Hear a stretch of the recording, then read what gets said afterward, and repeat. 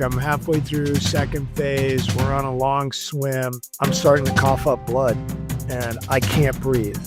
And my lungs are filling up with blood. And you do the dreaded arm raise out of the, when you do that on a swim, that typically means you're quitting or you have a medical condition. They come over, pick me up, and blood's coming all out of my mouth. They rush me to the hospital. They take my blood. They realize I have an antigen. They raid my room. They find my medicine. And they're like, you're out.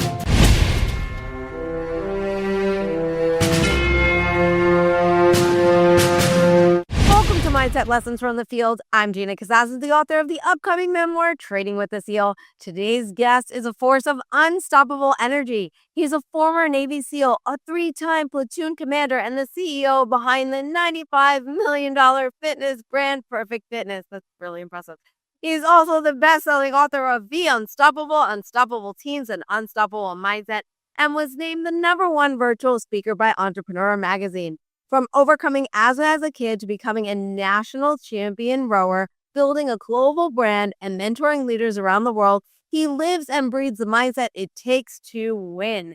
Today, he is on a mission to help 100 million people become unstoppable. Ladies and gentlemen, welcome Alden Mills. Welcome to the show. Thanks so much for being here. Gina, and as you take a breath, you missed one piece of my intro, and he has failed more times than he's succeeded. Let's not forget that. Definitely going to talk about that. It's a mindset show, right? In order to strengthen the mindset, you got to fail, right? You got to fail a lot. You got to get real comfortable being uncomfortable. But I'm comfortable being here with you, Gina. I was really intrigued as reading into you and all this stuff. The first thing that really stuck out in me was the asthma, because I, as a child, was diagnosed with asthma as well. And I played sports and I did soccer and softball, and a lot of soccer is an all running sport, and I absolutely to this day, I hate running, but I want to know the struggles you went through as a kid with asthma and being an athlete, and what you did you ever, running is hard for everybody. It's just hard for everybody, right? And with asthma, it is a little bit, it's a little bit more challenging, right? They say.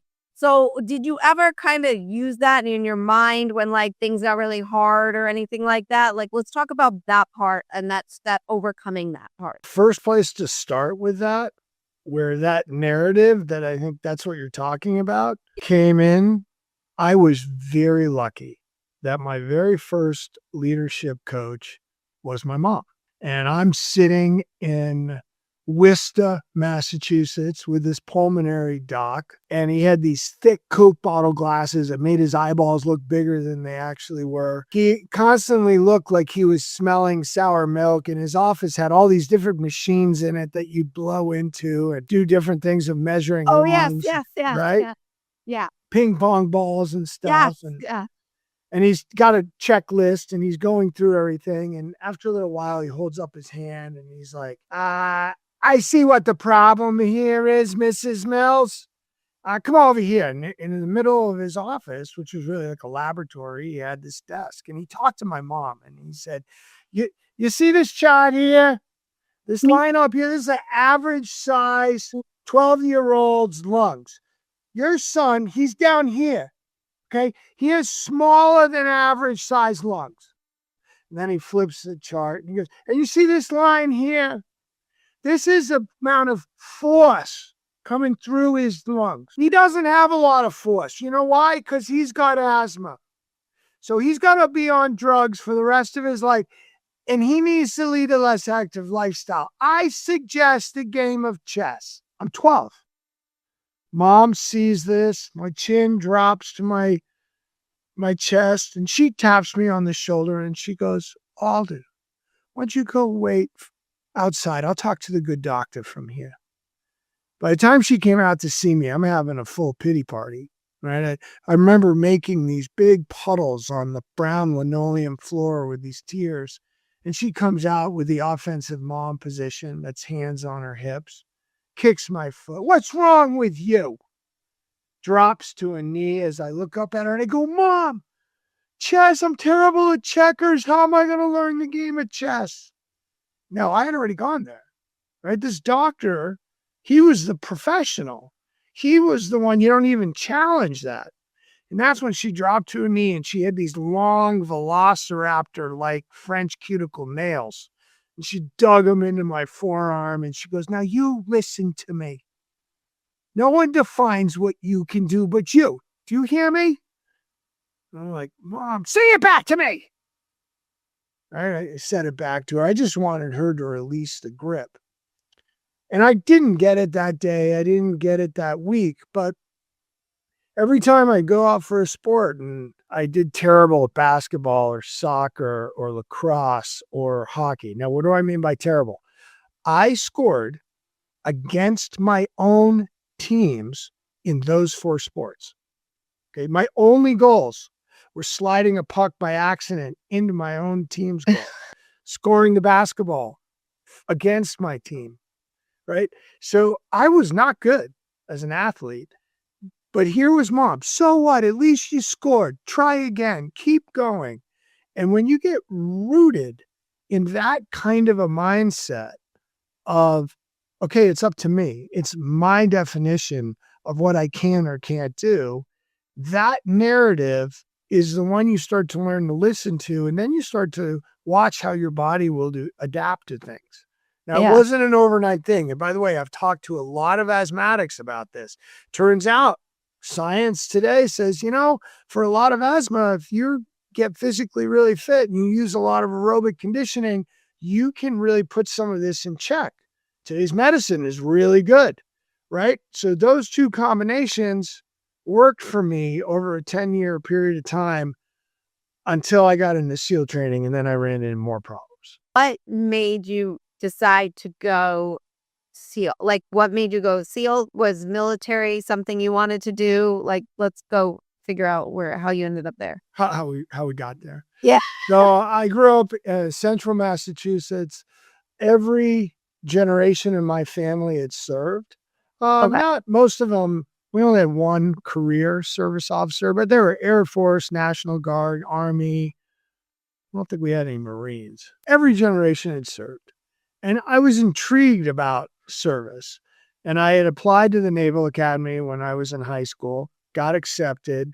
Ironically, got accepted for a sport that I became really good at, which was sitting on my butt, going backwards for long periods of time, pulling an oar, rowing. And when I got into the Naval Academy, about halfway through, they say, hey, start thinking about what you want to do to serve your country, because in less than 2 years, you're going to have to pick a job. And when you start looking at, okay, what did I love? I loved the team sport of rowing, of 8 oars getting perfectly in the water together, the selflessness that comes with that, and the suffering. And then you look at the water aspects of it, and I loved anything in, on, or under the water. SEAL team became that great extension. And so that at the highest level, that's how things started. Question, were you winter or were you summer? Winter. Okay. Curious in terms of, because I know summer, they're just running you all the time, and I was class leader of a winter hell week. Okay. That's a very interesting question. That's somebody who spent time with a Navy SEAL would ask that question. Well, you also, I'm going to talk to you about the struggles, because you mentioned them when I went to SEAL team. You were like, that was a whole nother struggle, right? But I was curious in terms of summer,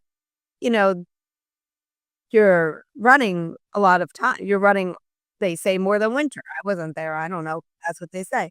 So let's talk about the struggles and everything like that you hit and how you moved forward. And you just kept going and going and going. So I did, but there was this point where I was believing, okay, I don't have asthma, but I'm still taking the medicine.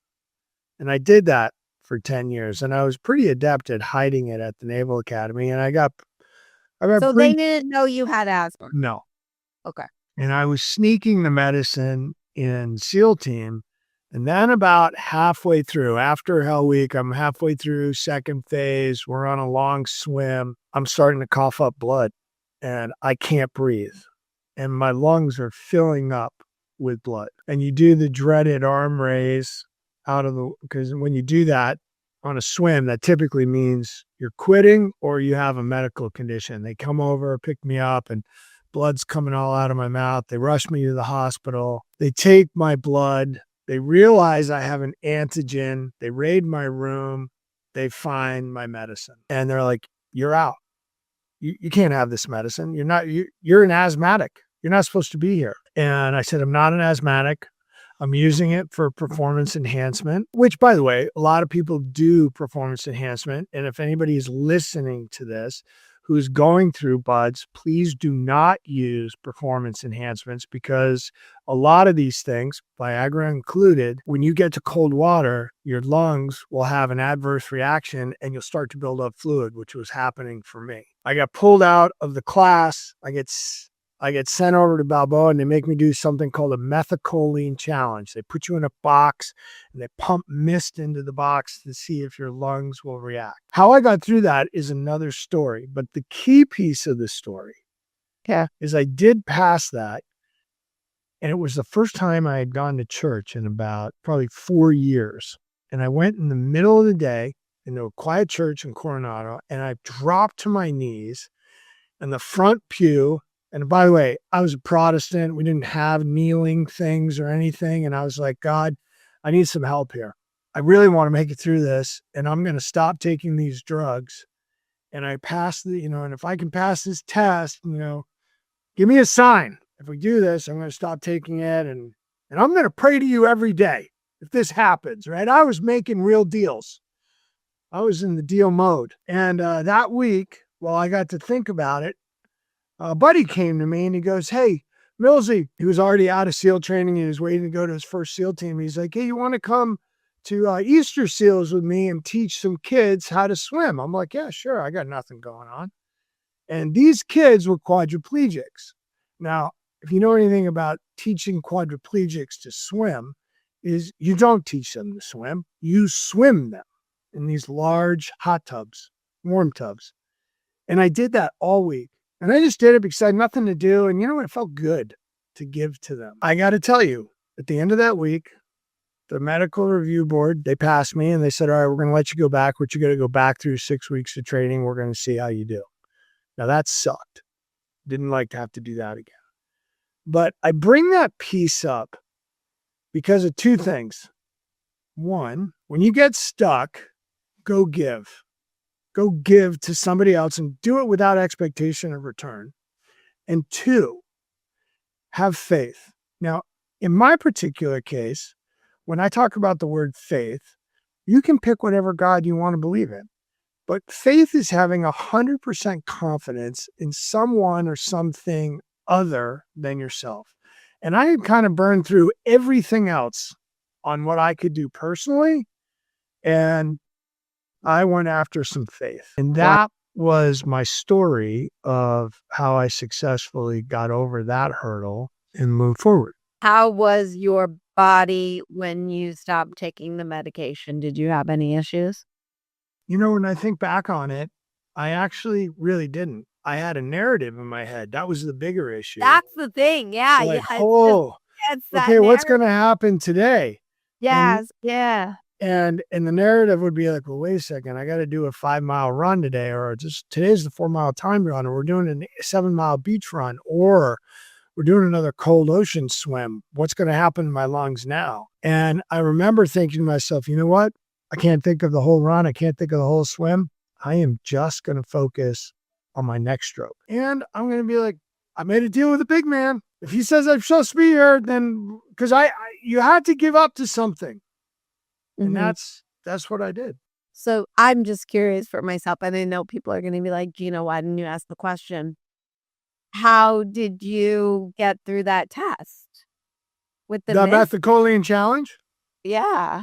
Let me just tell you, it was very fortunate that the person who was giving the test, he had to turn his back to me when I put the mask on because he's looking at the readout. I'll leave the rest to you, imagination.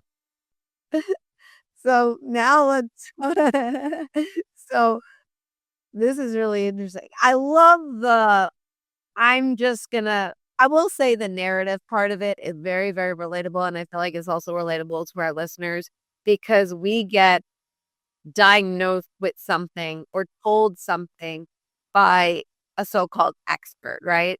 Or we get told things by people around us on a daily basis, right? People love giving their opinion. I know. I give my opinion out too. So I know what it's like, but it's like how we need to be able to shut that out and focus, like you said, on that one stroke, that one step forward, that one. What do you have for somebody that to be able to shut out that noise, to not let it control you? Okay, I got 2 things. Please. Number 1, I had a goal. And I mean, I was fully committed. I wanted to be a Navy SEAL platoon commander. And I was committed enough and you get there. You'll get to some place in training if you decide to go through that you're like, you know what? You're going to have to kill me because I'm not quitting. That's the level of sacrifice you got to, at least I did, for that goal. Okay. So one, I had a goal that I was willing to sacrifice a lot for. Okay. That's part one. You can call it a why. You can call it, your inner chi, whatever you want it to be. But I knew what I was willing to pay to achieve the goal. Part one. Part two, when you're going through this process, we have 3 different kinds of thoughts. We have past, present, and future thoughts. And they're floating by our head all the time. Some neuroscientist out there said we get at least 10,000 thoughts a day. Sometimes I think I get them an hour, right? But they're like clouds. They're just constantly going over our heads. They're not helpful or hurtful until we do what? Until we give them energy. Until we focus on them, right? We can have a thought that I suck. We can have a thought that I'm the world's greatest thing since sliced bread to swimming. You can have everything in between. But until you decide to focus on it, and I think of focus like a funnel, we just drop the thought in there and we put energy on it, and it drives us to take an action. I want you to think about a filter that you have above your head, okay? So all these thoughts are up here. And then you got this filter that you can decide. You can open and close the filter. And how are you going to open and close it? What's the operating system? It's going to be this question you're going to ask yourself. Is this thought that I'm about to put energy on helpful or hurtful to achieving my goal? The goal that I have committed to, that I've said I am willing to die for. Now, that was my case in SEAL team. But is it helpful or hurtful? Just ask yourself that question. If you can just become aware enough that, oh, you know what? Sally Luhu over here says I'll never make it through SEAL training. Is that helpful or hurtful to think about that? Oh, Billy Bob over here, he says I'm the slowest runner and I'll never pass another running test. Oh, by the way, neither of them are SEALs, but they have opinions. Is that helpful or hurtful? If a SEAL comes to you and goes, hey, Mills, you know what you really need to be doing? I want you to stretch your stride out another 6 inches and run more on the ball of your feet. Is that helpful or hurtful to achieving my goal? That one's helpful. Reading a book that says, oh, by the way, only 19 or 20% or whatever the number is will ever make it. Odds are you'll never make it. Not helpful to think of that stat, right? Not helpful. And listen, I geek out on this helpful or hurtful so much that I make wristbands that say helpful or hurtful with a question mark. Because I did a TED Talk. You can go look up my TED Talk. I did it just a couple of months ago. It's all about helpful or hurtful. I love that. I'm going to go listen to that. And everyone that's listening, I highly recommend. We're going to actually link that because you said it. Yeah. Go look it up. I did it in February. It just came live about 6 weeks ago. Okay, cool. That sounds cool. I mean, I'm into it. Like helpful or hurtful. Yeah. I've been so excited to come on this because the world needs more Gina. Okay. They need more of learning to lead yourself. To me, this podcast that you're driving, this is about leading. And it's about the most important leadership, the leadership of self. Because you know what? People will go, yeah, Alden, that's easy for you to say. You're a leader. We're all leaders. You have to lead yourself to listen to this. You have to lead yourself to decide what kind of clothes you're going to put on, what you're going to put in your mouth, and what you're going to listen to. Think about that. It's funny that you're going into leadership because I did want to talk to you about leadership because, while you talk about it and with speakings and things like that. And I feel like people don't realize that you don't have to be the CEO of the company to be a leader. You can, and I think you mentioned this when I was checking out about you. You gotta learn how to lead yourself, right? You gotta lead yourself. And I think that leading yourself in all avenues, and your parent, that's your 4 boys, like you are like, they're looking to you and the way you lead. It's not about what you say to them, it's what you're doing, the actions that you give, and I noticed that when my nephew, he's 3. And when I am like, I didn't have time to go to the gym one day and I was like, oh my God, I'm just gonna do some push-ups and some sit-ups and just do some stuff at the house. And all of a sudden he then drops down beside me and he starts doing it. Or he just jump on my back when he was really getting into like me doing push-ups with him on my back.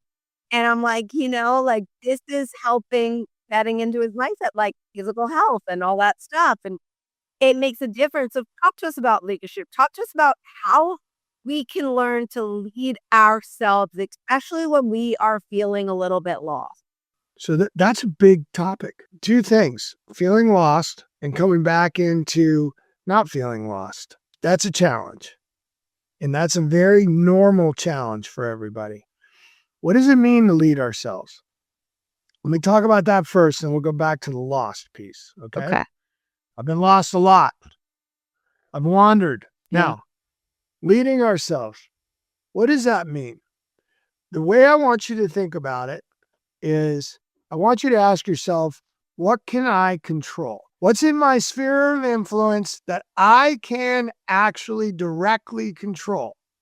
Not influence, but actually control. You have 4 main groups. Think of it like the 4 chambers of your heart: mental, emotional, physical, and spiritual. Those are it. I didn't make those up. That's Psych 101. Those are it. You got those 4. Now, of those, I think of it like a cascading series of events. And where does most of the cascading start from? Well, it starts from in here, the mental piece, right? Right. The mental piece, a certain thought will drive an emotion. Our mental piece will drive our body to take an action. A mental piece will drive us to decide what we want to believe in and have a spiritual discussion with something, right? So the mental piece. All right, so let's zoom in on the mental piece. Well, what are the 3 controllables of our mental piece? I want you to think of it, I call it a mindset loop. They are our thoughts, our focus, and our beliefs. And they work in a loop. Okay, thoughts will drive us to make a decision on what we're going to focus on. Our focus will determine what kind of action we take. We take an action and then we look at it and we say, do I believe I can do this? Can I actually believe this will work? And the belief then powers the thought. Now, the way this mindset loop works for our controllables, it can either spiral up at a great clip or it will auger us down at an even faster clip. And the whole premise is going to be based on deciding, and this is what leadership is about, folks, deciding if I can or if I can't do something. That's all leadership is.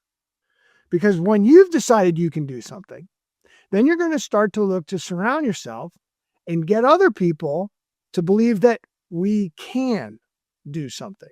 Leading is about getting people to believe that something can get achieved before they see it. That old adage, seeing is believing, that's incorrect.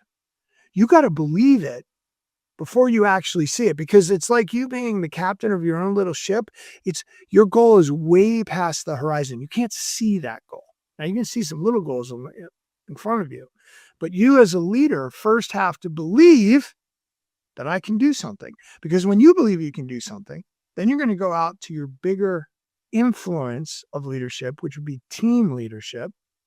And then when the team starts believing in it, then they're going to have a team of teams, and that's your biggest round, and that's the organization.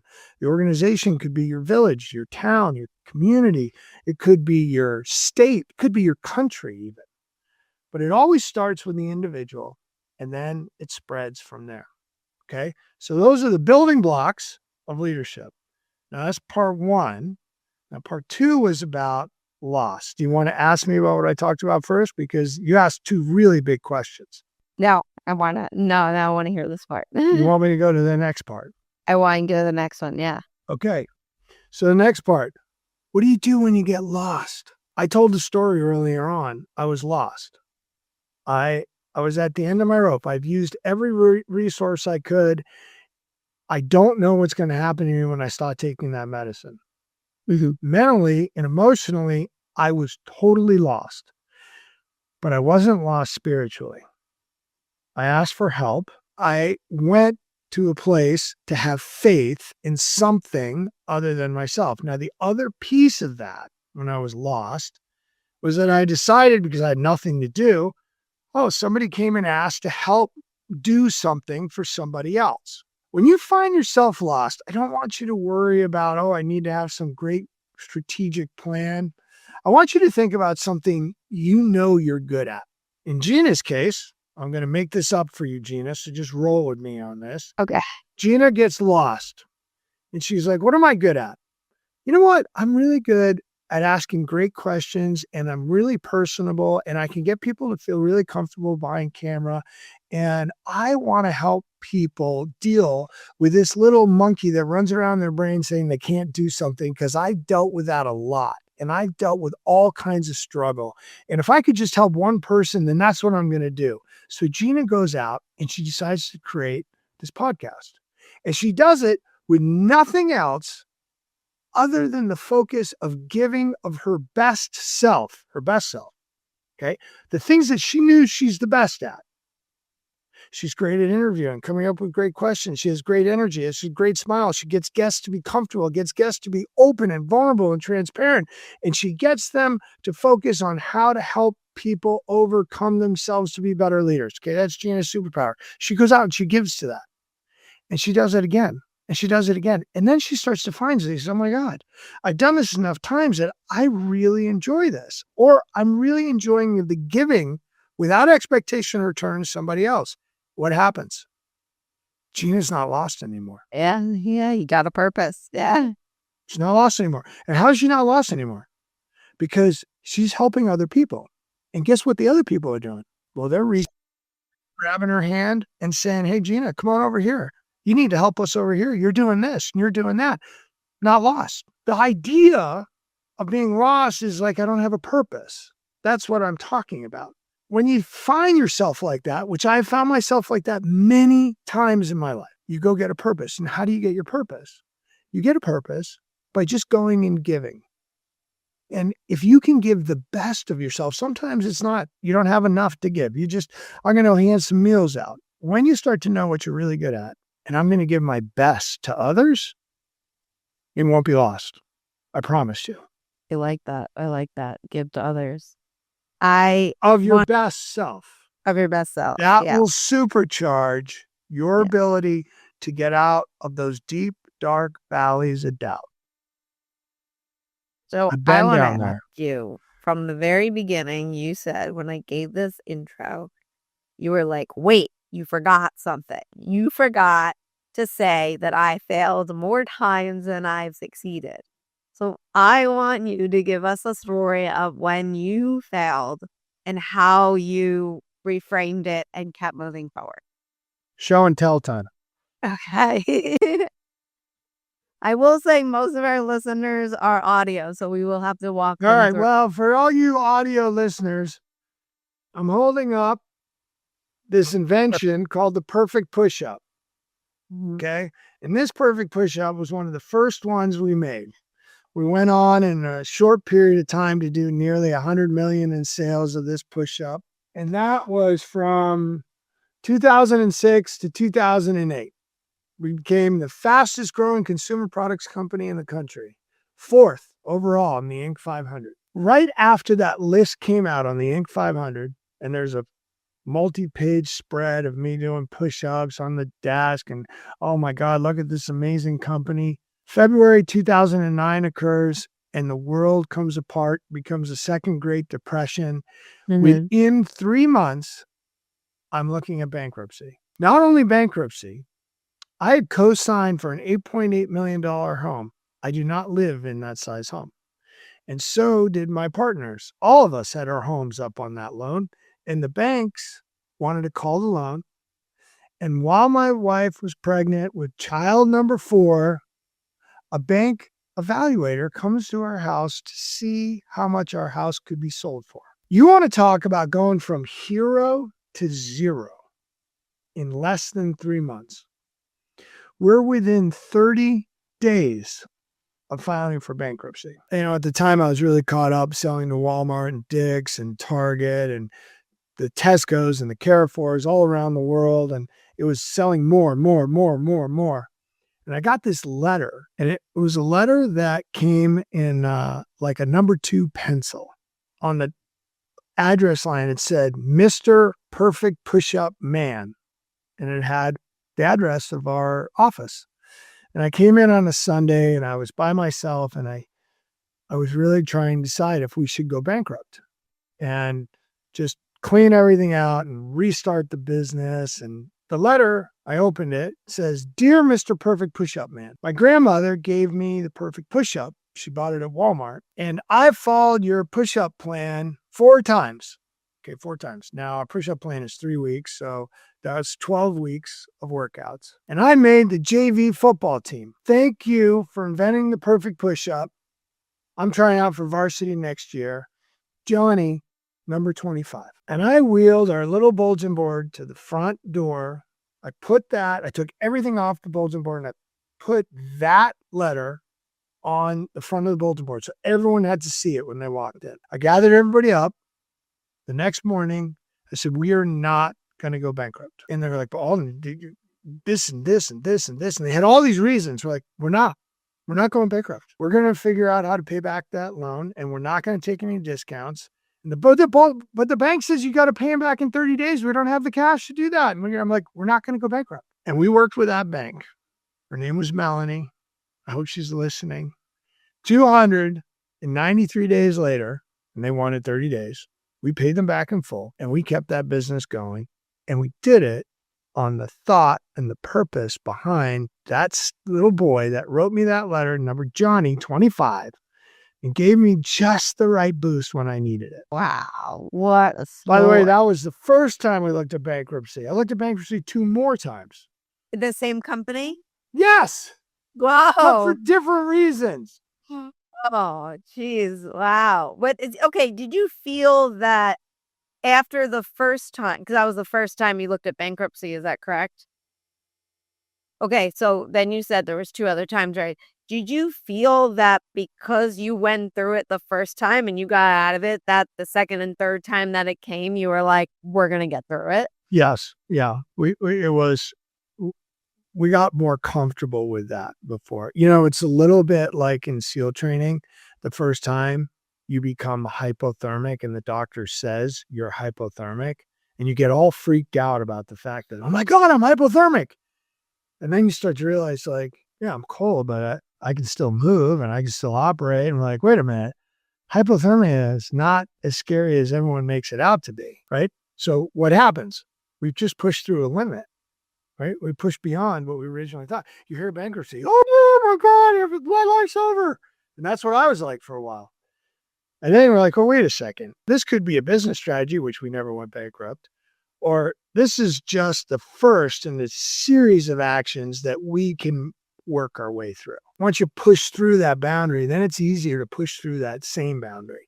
It's hard, though, the first time. The first time, yeah. The first time, it's like, you're just like, am I going to be able to get through this? And also, you have the noise. It's like, you've never went through it before, and you just have all this noise of what you perceive in your mind from what, like, they say about hypothermia and all this other stuff and bankruptcy and all this other stuff. So you have that perception. And then when you get through it the first time, you're like, oh, not saying it's not hard, not saying it's not a struggle, not saying, all this stuff, but you get through it and you just, the second and third time, I feel, I mean, I never went through any of that, but I just feel like when you do something the second time, though I will say the reason why I ended up here is because the very first time I joined this Navy SEAL prep program, it was just supposed to be 1 day of training.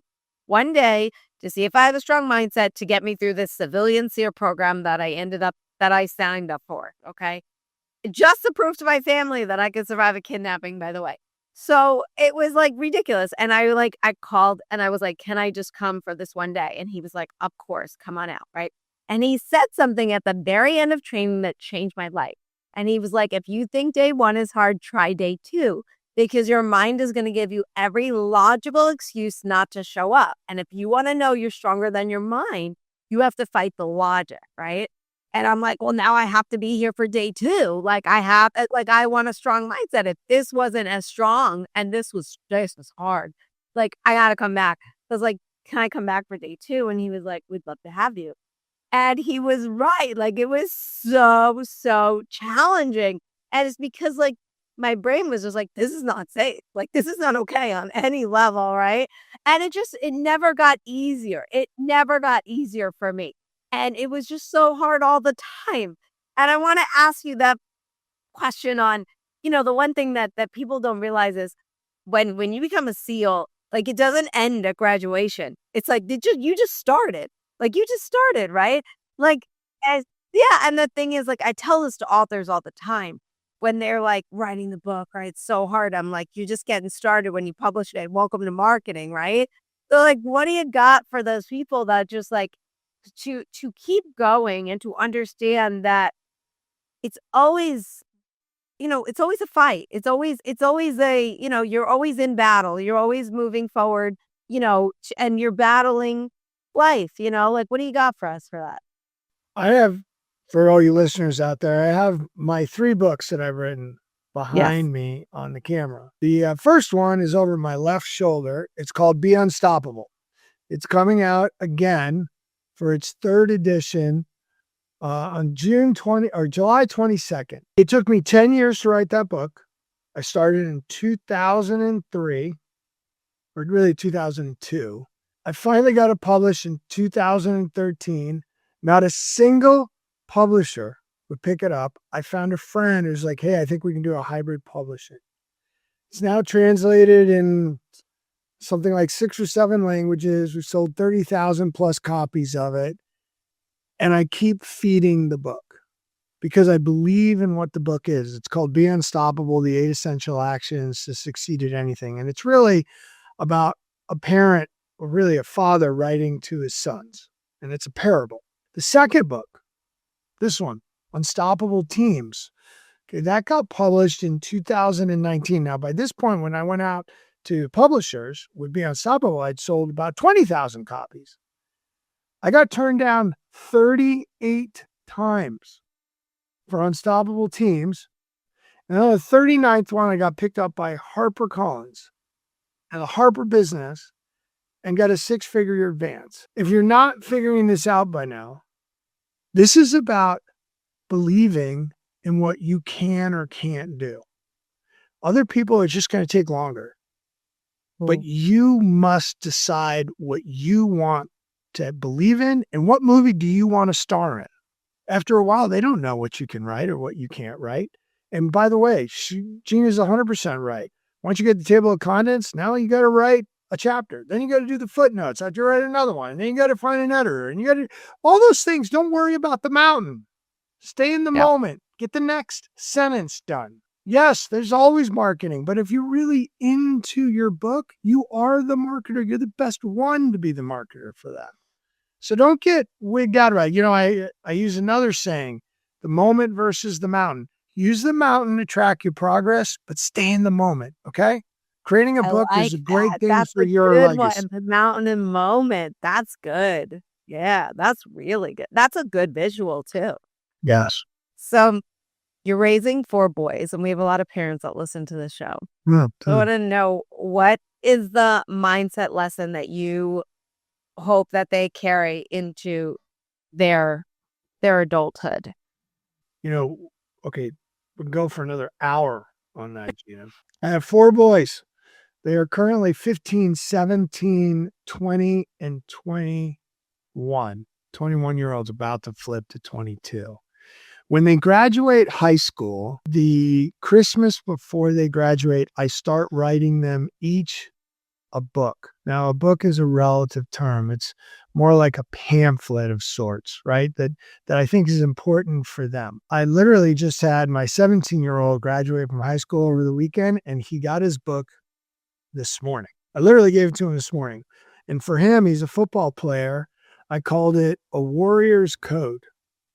And I went through different moments in my life, starting with the story that Gina asked about first, which was dealing with asthma with that doctor, and going through different moments of my life, all the way up through SEAL training, of things that I learned to be my code on how to deal with things. It turned out to be 23 different things. Now, I didn't know where it was going to end up. I wasn't counting a number or anything, but I just went through major milestones. Sometimes a milestone was a coach that told me something that stuck with me. Sometimes it was a teacher. Sometimes it was my grandmother or my great-grandfather, or it was a moment in time where I persevered through something that I wasn't sure I knew the outcome, what it's going to be.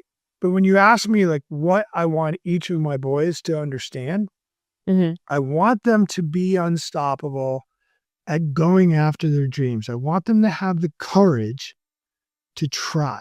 And trying is much like what you just talked about with going through SEAL training for you. You tried for the first day, you did it. And now you got to get up and you got to try again.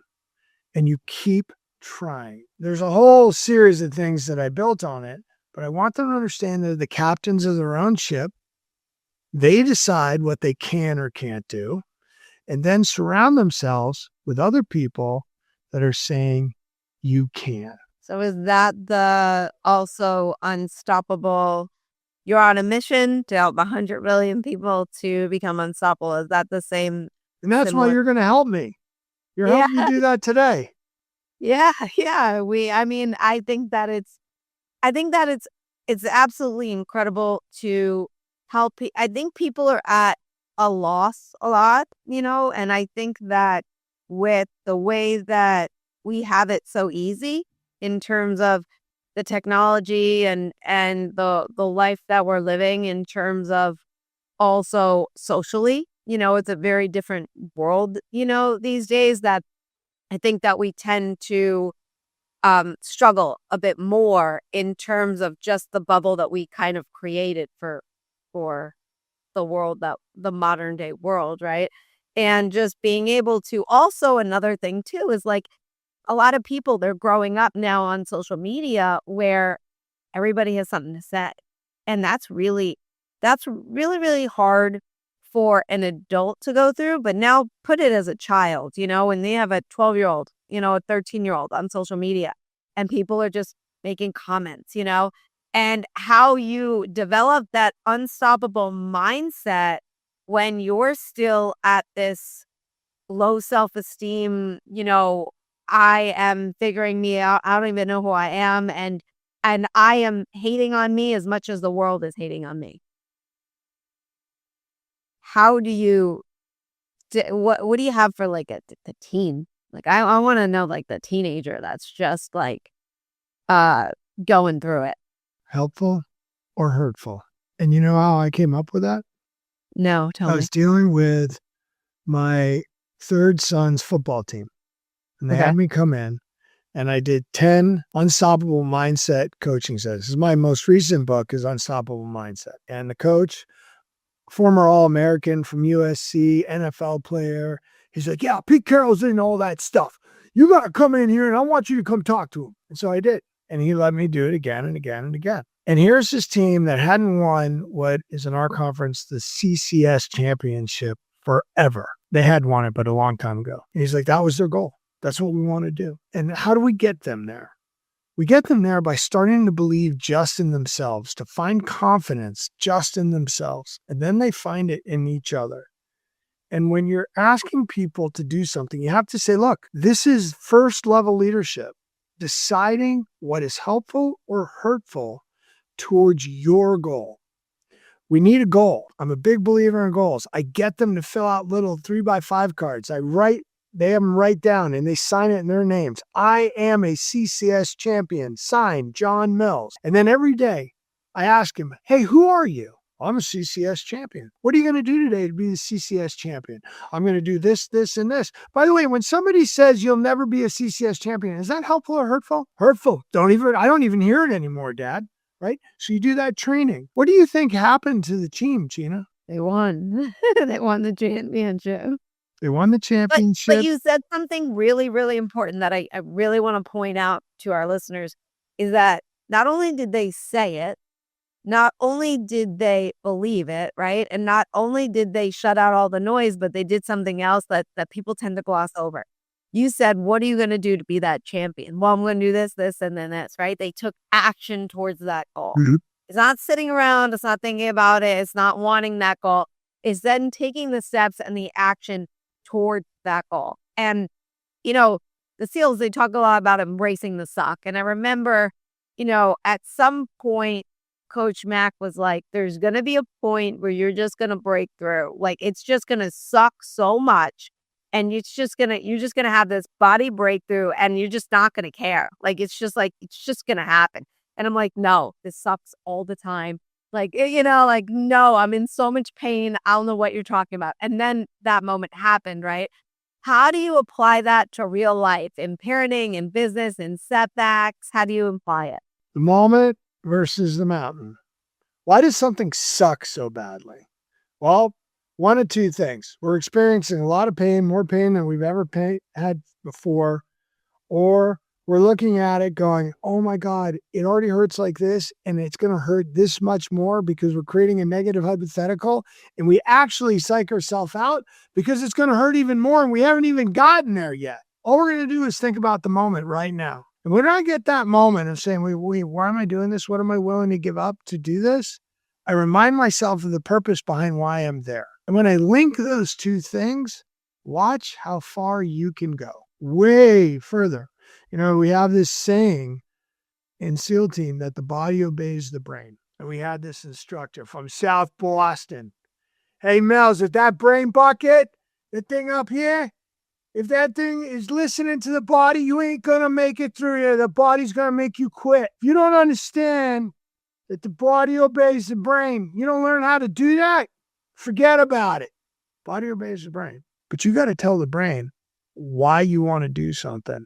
And you know who's giving you that? Well, it's in the heart. There is a relationship. There are a lot fewer of those little neurons sitting down in the heart, but they're there. And the heart's going to be like, no. We're doing this. We're giving. We're going to go give of ourselves. We're going to give more of ourselves. We're going to learn what we're really capable of. Keep going. And you'll get that little whisper. This podcast episode is brought to you by Thrivers Coffee. Podcast guest Nick McKinley's company, Deliver Fund, brings you guys Thrivers Coffee. It is ethically sourced, it's organic, and it supports traffic survivors. That is right. Thrivers Coffee is all about empowering us to making a difference in the fight to end human trafficking. That's why 100% of the proceeds go directly towards their goal of bringing freedom to victims of human trafficking. So if you guys love coffee that is organic, ethically sourced, and tastes absolutely delicious, and want to help to end the fight of human trafficking, check out Nick McKinley's company, Thrivers Coffee. It's the knowing that you want, like you said, you woke up and you were like, I'm not quitting unless I'm dead, right? It was like, that was the choice that you decided to make, right? And I remember to myself when I would show up to this practice and I said, you're not, you made a choice to get through the day. You made a choice to be here. We're getting through the day. It doesn't matter how much you want to quit, right? And I would just give myself these mantras because, as you mentioned, you have all these thoughts, right? All the time. And it's the funnel, right? And it's like, is this harmful or helpful, right? So you just can't help all these thoughts that come in, right? But it's what you're going to give energy to. So for myself, I would be telling myself this new program. I'd be telling myself something new while I'm doing this exercise, and it didn't matter if my body was in so much pain and my brain was telling me to quit. It was what I was feeding myself, right? Because that's really important to get you through. And, you give a lot of great points in terms of the funnel, harmful or helpful, the mountain. I love it.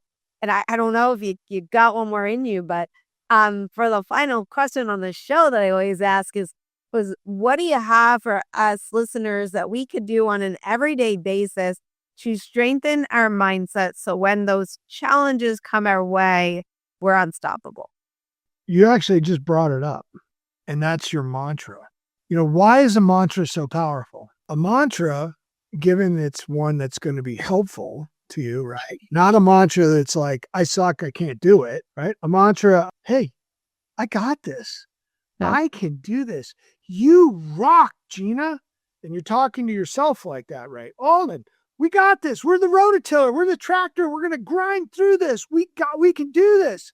No one's going to get in our way. I am going to do this. I am unstoppable. I'm a badass. We got it. The reason the mantra is so powerful is that it's flushing your focus funnel, and you're just giving energy to the key thought that will be the most helpful to you at that moment. Now, you don't have to have just one mantra.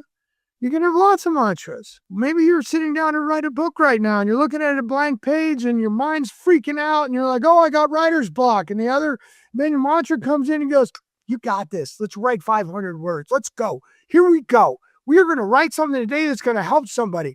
I bet we already know what the first word is, right? You're flooding yourself with it. Neuroscientists, really cool study that came out of UCLA. It's in my most recent book, Unstoppable Mindset. And she basically says, if you say one negative comment in your brain, you need 3 positives to offset the negative. You need 4 to 5 to be in the winner's column. That's the power of a mantra. And when our mantra, and we're focused on it, we're giving it energy, guess what happens? It becomes a perpetual energy of positivity. And when I mean positivity, we're talking about can do. That's what we're after. So if every morning while you're lying in bed and things are quiet and you're just coming to, I want you to take inventory of yourself.